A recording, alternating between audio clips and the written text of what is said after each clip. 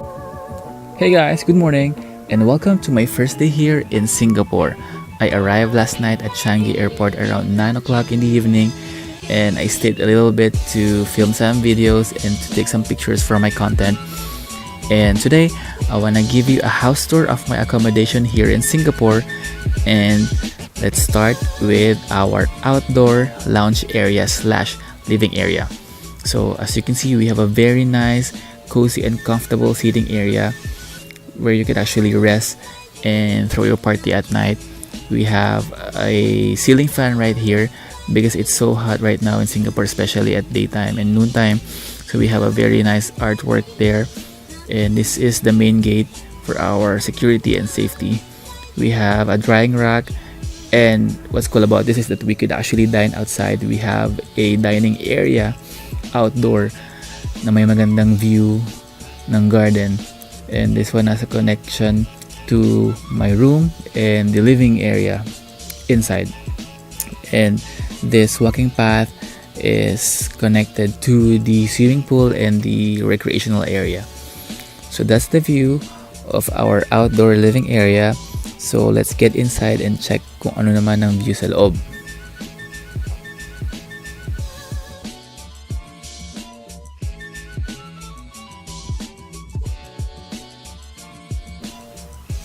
So welcome inside. As you can see, it's very bright, it's very spacious, and it's very good for vloggers like me because it's so bright. We didn't actually need to use some artificial lighting, and it's very good because it's natural daylight.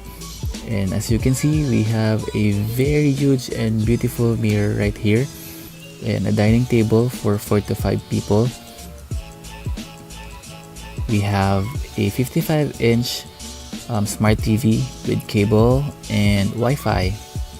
I really love this living area because it's very peaceful right here, and we have a very comfy sofa for you to sit on while you're watching your favorite TV show or the news.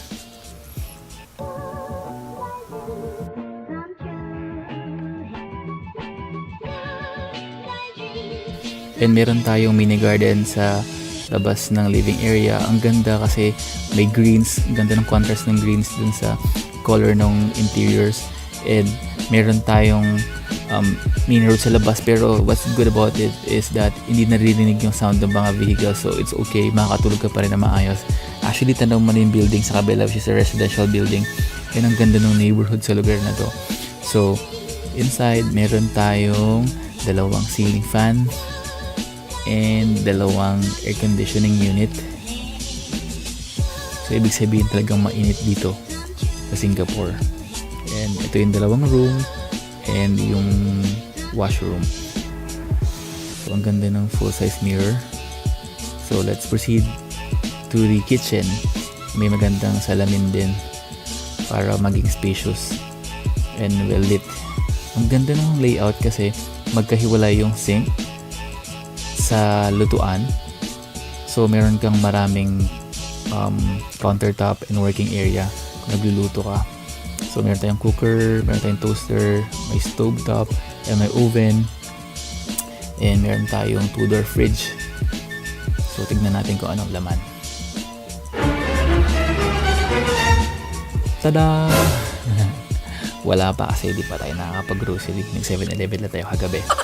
So meron din tayong washer para sa ating mga used clothes, para tayo maglaba dyan.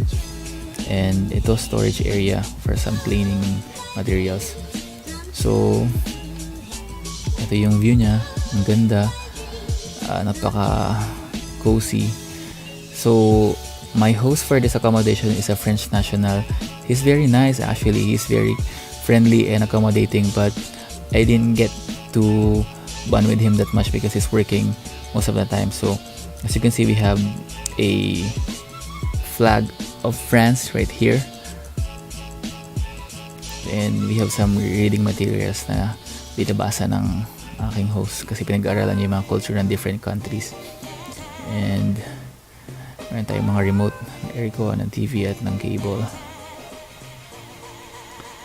So yan. So let's proceed sa washroom naman. So dalawang switch para sa lobby, tsaka sa CR sa loob. Weird lang sa loob, nasa labas yung switch. Tada! I really love the lavatory here. It's rectangle and it's white. That's why it's so clean. So that's me while I'm vlogging using my action cam for wide angles. The layout of this bathroom is very nice. It's spacious. The shower area is separated from the toilet and the ceiling is very high, so it doesn't feel kulob.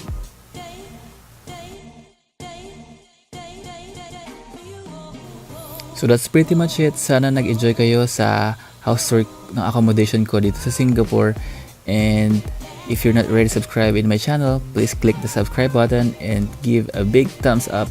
And I hope to see you guys in my next adventure here in Singapore. So stay tuned for my new videos. Bye-bye!